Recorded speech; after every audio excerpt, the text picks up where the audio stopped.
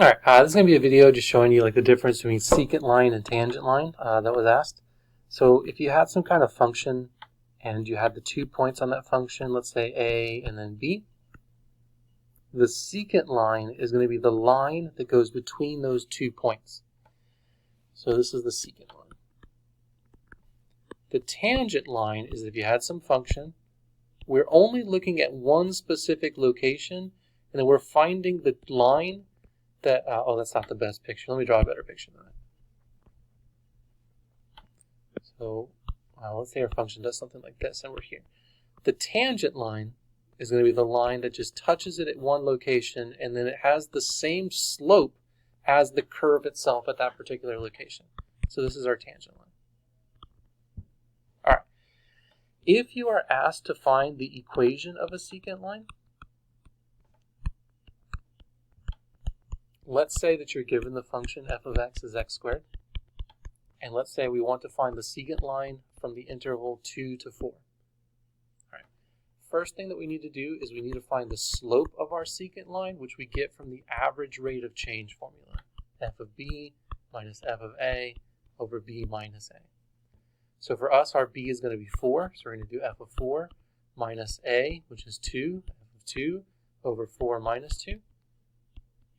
If I plug 4 into my function, that's going to be 4 squared, 16, minus 2 squared, 4, over 4 minus 2, which is 2.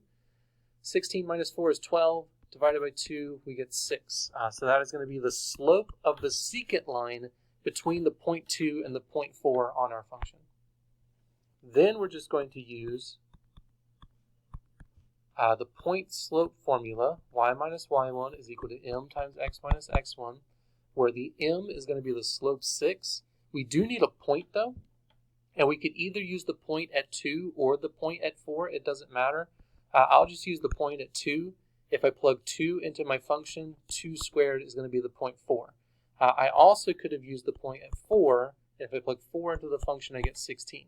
So either the x1, y1 could be 2, 4 or 4, 16. It really doesn't matter. I'll just use the 2, 4. So we're going to do y minus 4 is equal to the slope times x minus the 2. And then just simplify it down a little bit. So the y minus 4 is going to be 6x minus 12.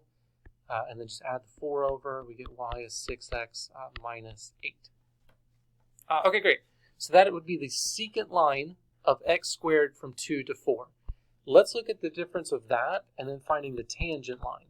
So they ask you to find the tangent line of f of x is x squared at x equals 2. So the difference between the secant line and the tangent line is the secant line is between x values. The tangent line is just at one specific x value. This is where you want to look at the interval from that value 2 to the next value over 2 plus h, where you want to think of h as being the super tiny number. This we plug into that weird limit thing. The limit as h goes to 0 of f of 2 plus h minus f of 2, all divided by 2 plus h minus 2. So again, this is just that same formula from above, but we're taking the limit as h goes to 0. So f of b minus f of a all over b minus a. All right, we're plugging this into the x squared graph, so that's going to be 2 plus h all squared minus 2 squared. And then here my 2's cancel, and I'm just going to get h. We can square off this numerator here, and that's going to give us 4 plus 4h plus h squared minus 4. That's just foiling this parentheses with itself. Here my 4's cancel. And then we're going to end up with 4h plus h squared over h. 1h cancels out top and bottom. And we end up with just 4 plus h. Now don't remember that we were taking the limit as h goes to 0. So that's just going to go to 0, and we get the number 4. So for the tangent line, my slope is going to be 4 at the point 2, 4. Then we do the same thing. Y minus the y1 is equal to my slope times x minus x1. All right, same thing. So we'll distribute the 4, and then we'll add the 4 over.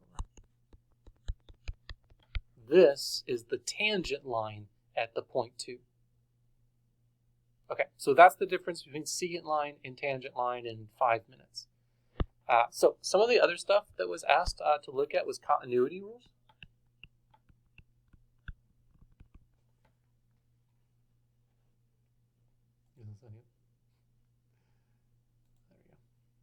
All right, so with continuity rules, I think that the big question is what happens when you have two functions and you're taking the composition of those two functions to the continuity.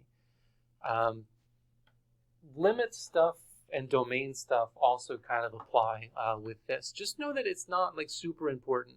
I don't really think that this idea is going to be on the test.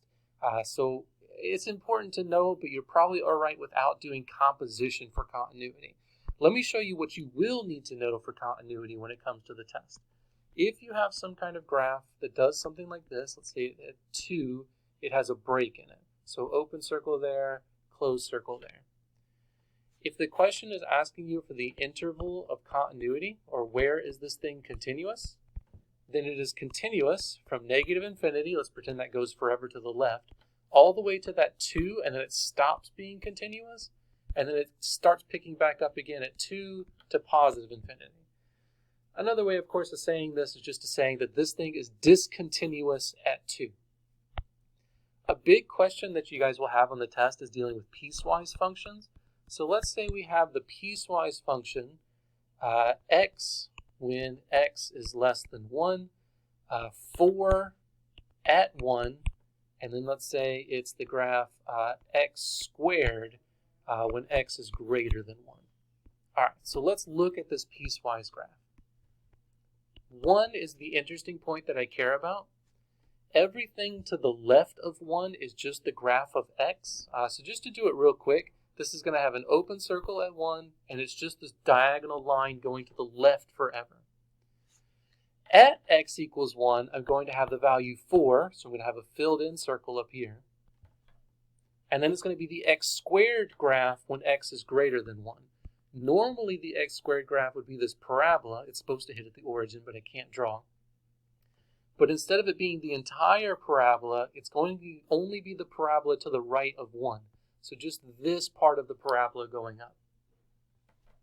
So a lot of times you'll have a piecewise function that has this kind of a graph to it, and the question is going to say, what should this number be to make the graph continuous? Well, that number should be whatever the y value is, where it's the limit from the left and the limit from the right of the function. Both of those are hitting at the 1. So to make this continuous,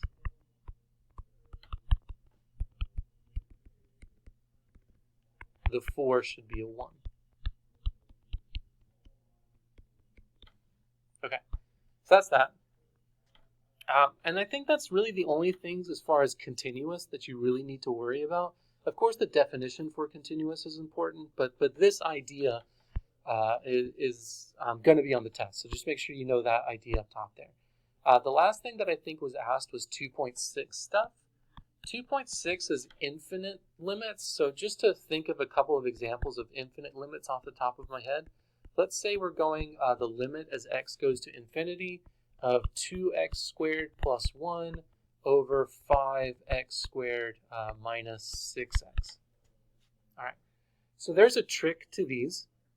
And the trick is either to look at the graph and think of the horizontal asymptote, or even better, it's these rules. If the degree of your x's on top and bottom are the same, then all you have to do is look at the ratio of the numbers in front. So the limit as this thing goes to infinity is just 2/5. If you ever have a situation where the degree up top is smaller than the degree on the bottom, it doesn't matter what the coefficients are, this is always just going to go to 0. The reason for that is because anytime we have a situation like this, let's say we have 2 minus 3 over x, if you only have an x in the denominator, then when you take the limit to go to infinity, the denominator blows up to be a really, really big number, which when you take 3 divided by a very, very big number is just going to go to 0. In this case, our limit is just going to be 2, the constant value, because constants just stay constant. The only other thing that I can think of with these infinite limits is situations like this. Let's say it's the limit as x goes to 4 of 1 over x minus 4 squared. For this one, I really think the only way to do it is to look at the graph to be 100% sure. So you just graph this into your calculator and then look at what happens at that graph. This is the graph for it. So at 4, we're going to have a vertical asymptote where my graph approaches positive infinity on both the left and the right at 4. So here we would just say that the limit is positive infinity at 4. Okay, so that's just kind of a really rough answer to some of the questions that I got during the meeting today. So secant line and tangent lines, we looked at getting a secant line and we looked at getting a tangent line for the same question. Continuity questions, so we looked a little bit at that, and then these infinite limit questions. So I'm going to go ahead and post this video up in Moodle, and then I think I'm going to change things up a little bit with the way that we get questions and answers, because I just don't think that this virtual meeting thing is really helping. I would like for you guys to use that forum post that I made, and maybe that'll make things a little bit better for us. So I'll write something up in an email and send that out to everybody.